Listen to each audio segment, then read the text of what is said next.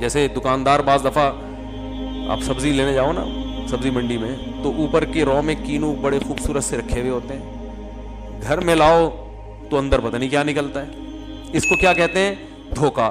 تو اللہ نے بھی بار بار قرآن میں کہا ہے کہ متاع الغرور یہ دھوکے کا سامان ہے, دار الغرور ہے, دھوکے کا گھر ہے.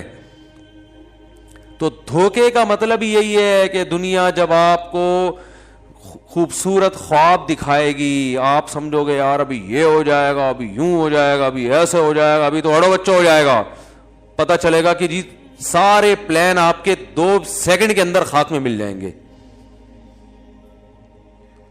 تو اس لیے عقل مند لوگ اس دنیا کے لیے کوشش کرتے ہیں, اس دنیا سے دل بولو نا, بولنے میں کیا آپ کو دماغ میں اتروانا چاہتا ہوں بھائی. یہ باتیں چاہیں تو ہم ایک سینٹنس میں مکمل کر سکتے ہیں. اگر میں یہاں بیان کے لیے بیٹھوں میں کو دیکھو دنیا مسافر خانہ ہے, بس بیان کمپلیٹ ہو گیا, آپ جائیں اپنے گھر, آیت کا حوالہ دے دیا ہم نے, ختم ہو گئی بات. تو یہ جو اتنی لمبی تقریر ہوتی ہے یہ تو ایک چھوٹی سی بات کو کھوپڑی میں بٹھانے کے لیے ہوتی ہے. ہمارے حضرت کے ہر روز بیان ہوتے تھے اور روزانہ بیان یہیں سے شروع ہوتا دنیا مسافر خانہ ہے اور ختم یہیں پہ ہوتا دنیا مسافر خانہ ہے بس. اب کوئی اگر ان کے بیان میں آتا کہتے یار یہ مفتی اعظم ہیں, حضرت مفتی تقی عثمانی صاحب کے استاذ ہیں, اتنا علم ہے, بیان دیکھو ان کا, دنیا مسافر خانے سے شروع کیا اور مسافر خانے پہ ختم. اور اپنے آپ کو کہتے بھی یہی تھے, واقعات سناتے تھے. کہتے ہیں میں جب سعودی عرب سے آتا ہوں تو میرے میزبان فون کر کے پوچھ رہے ہیں آپ کہاں ہیں, گھر پہنچ گئے؟ کہ نہیں میں گھر نہیں پہنچا, میں نے ناظم آباد میں ایک مسافر خانہ لے لیا ہے. ہوٹل ہوتے ہیں نا پہلے مسافر خانہ کہتے تھے, اب ذرا اس کو تھوڑا سا اچھے نام دے دیے گئے.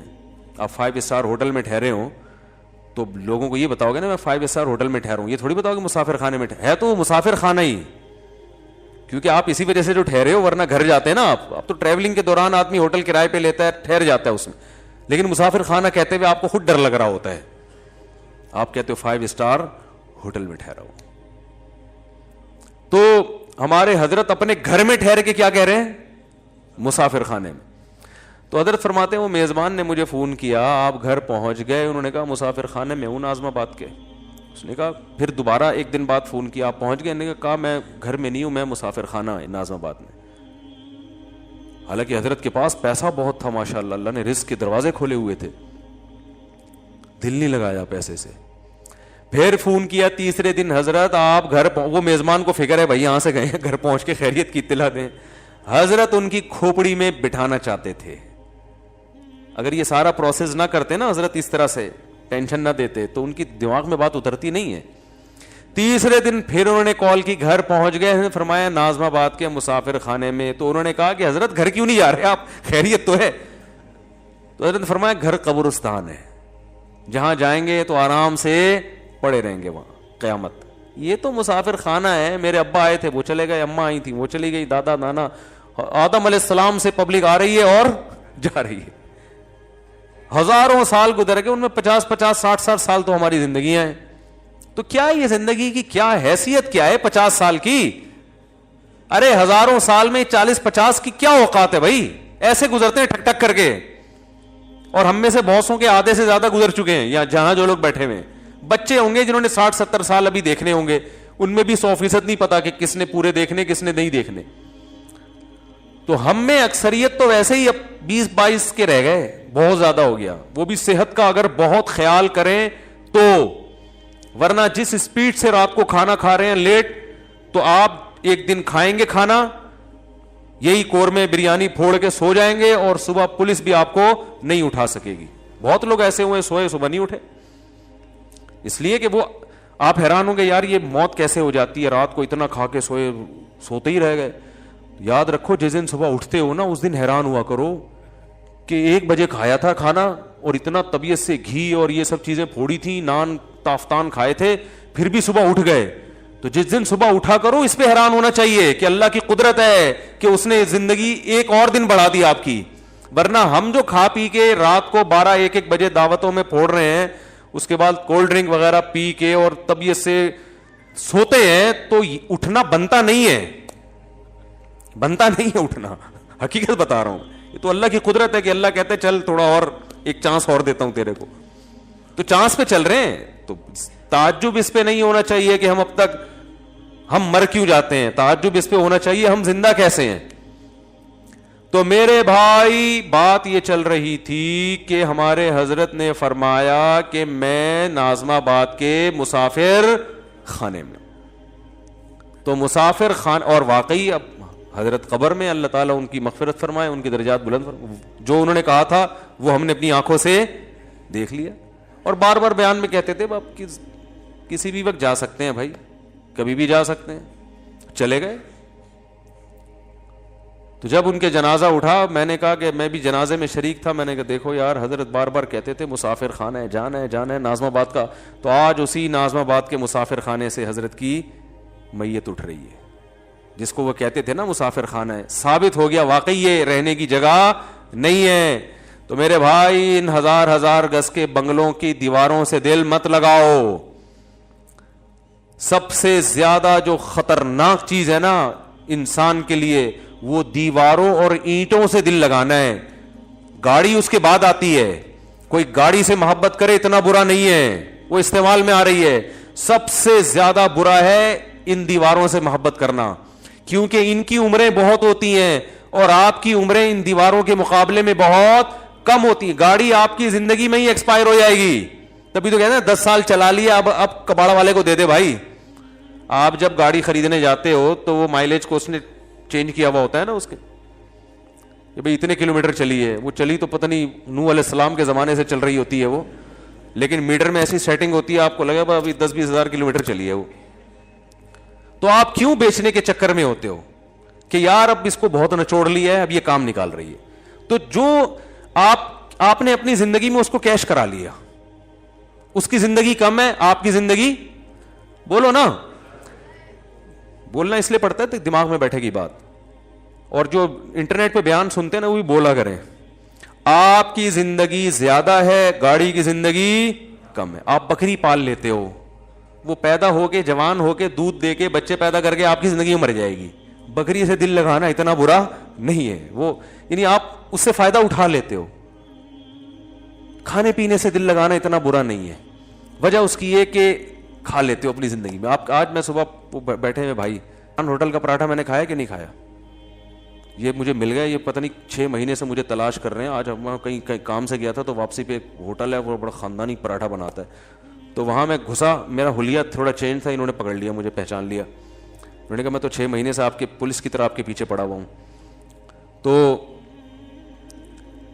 یہ کیا ہے بھائی؟ اب ڈاکٹر صاحب سے کل میری بات ہوئی, انہوں نے کہا پراٹھے وراٹھے نہیں کھائے. میں نے کہا یار دنیا چھوڑنا آسان ہے, پراٹھا چھوڑنا بہت مشکل کام ہے. ہم بد پرہیزی بس ایک ہی کرتے ہیں, اور میں نے کہا کوئی بد پرہیزی نہیں ہے, اب اتنا تو چلتا ہے یار. ناشتے میں سردی ہو اور خاندانی قسم کے پراٹھے بنے ہوئے, بھوک ٹائٹ لگ رہی ہو, اور چنے چھولے بھی ہوں اور ساتھ میں انڈا بھی ہو, اور چائے ہو خاندانی, مزہ آتا ہے کہ نہیں آتا؟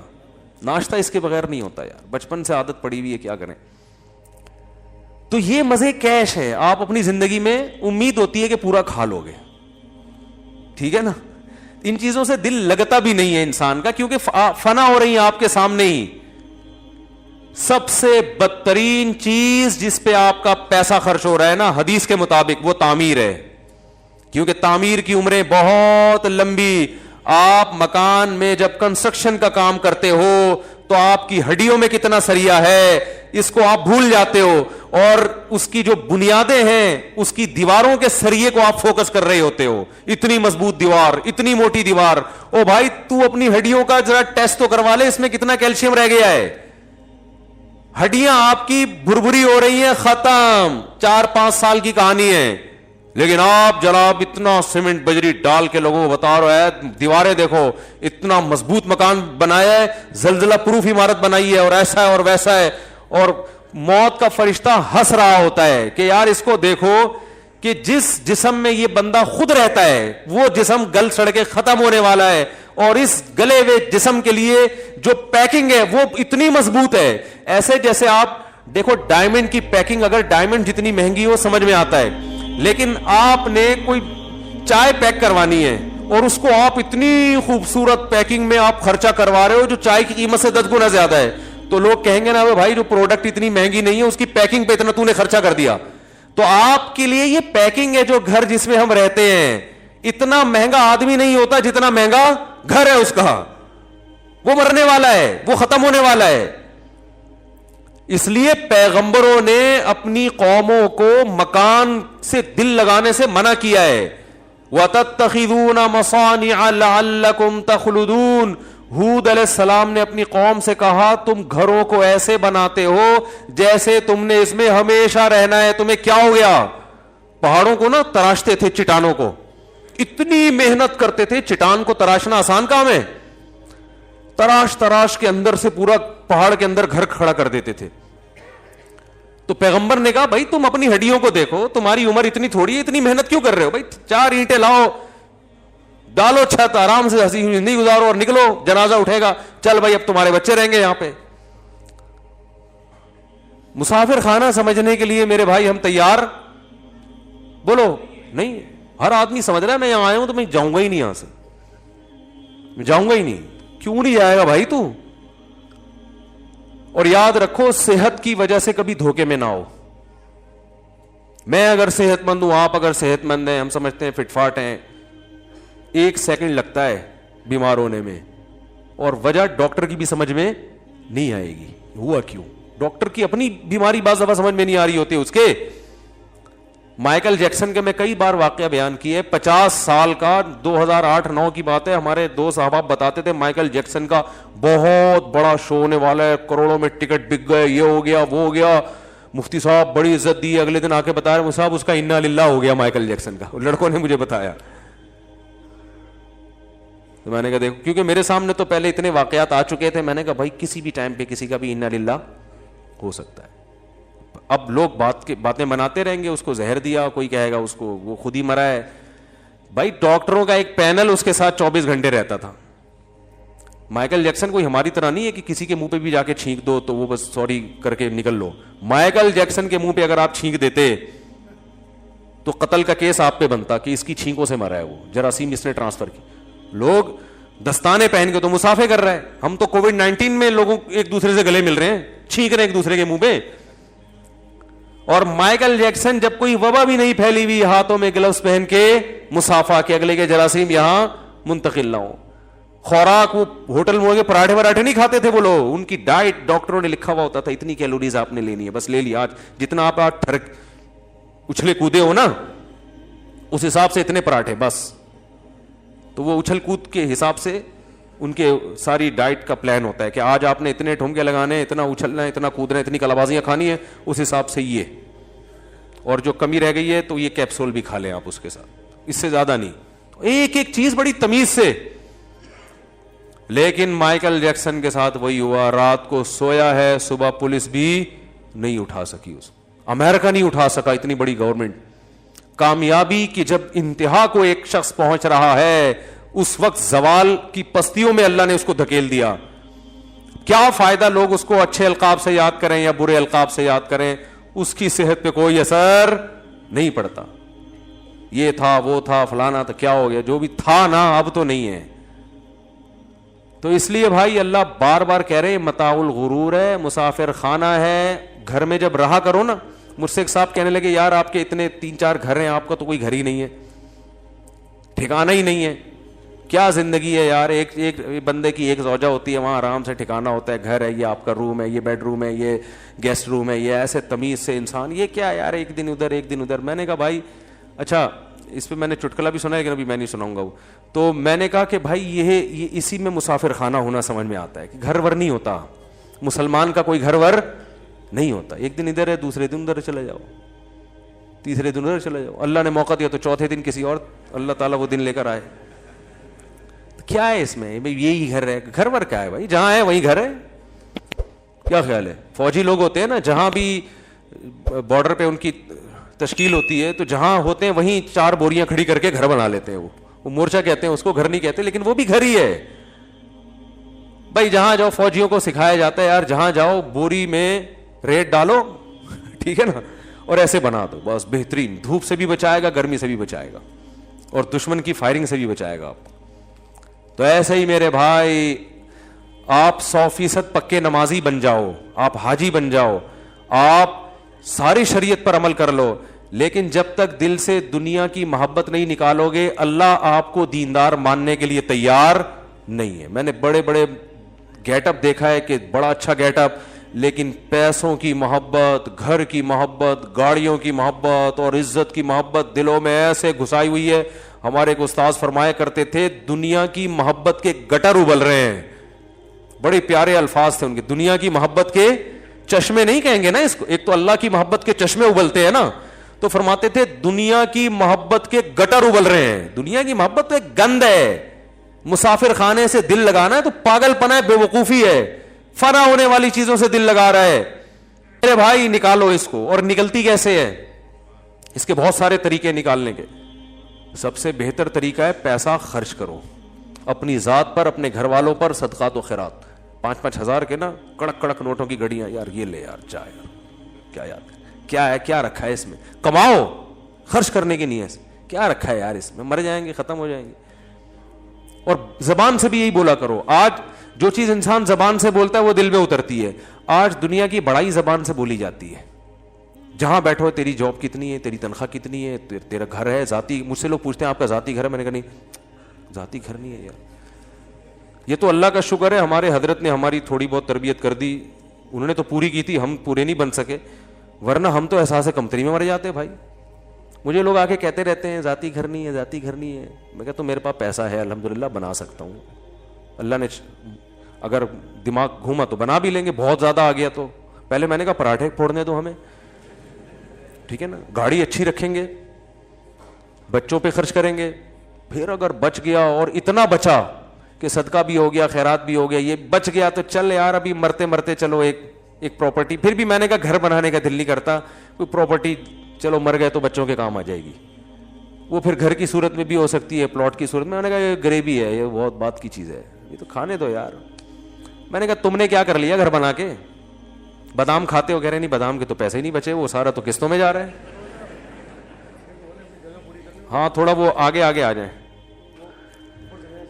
اوپر چلے جائیں بھائی, جو پیچھے لوگ کھڑے ہوئے اوپر جگہ ہے. تو ابھی پوری وہ چینج کر دی یار آپ نے ٹور ہماری, تو ٹائم ہوتا رہا یار, بیان ہے نا. تو کیا کہہ رہا تھا میں, اتنی خاندانی بات کر رہا تھا یار. تو وہ جو ہے نا, میں نے ان سے کہا بادام کھاتے ہو؟ انہوں نے کہا پیسے کہاں, جب آدمی گھر خریدے گا تو بادام کے پیسے کہاں بچیں گے. میں نے کہا پراٹھا ہضم ہو جاتا ہے؟ کہہ رہے پراٹھا تو ہضم نہیں ہوتا, قبض ہو جاتا ہے. میں نے کہا مزے میں تو ہم ہیں.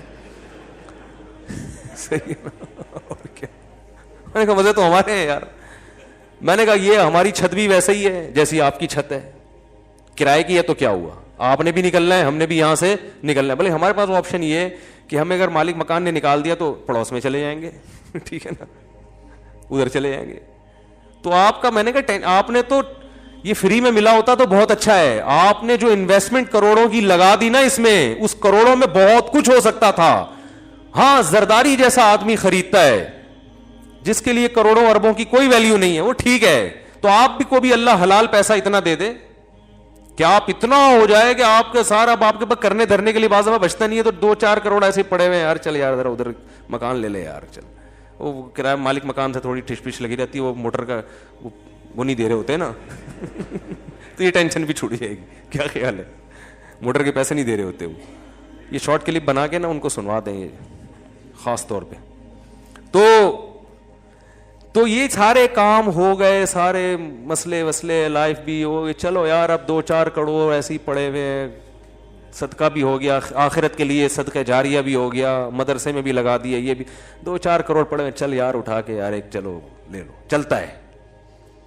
تو کوئی ٹینشن لینے کی ضرورت نہیں ہے. مسافر خانہ ہے بھائی, W11 ہے, پائیدان پہ چاہو ڈرائیور کی سیٹ پہ بیٹھ کے سفر کرو, کوئی زیادہ فرق, وہ ڈرائیور بھی اتر جاتا ہے آگے اڈے پہ, آپ نے بھی اترنا ہے.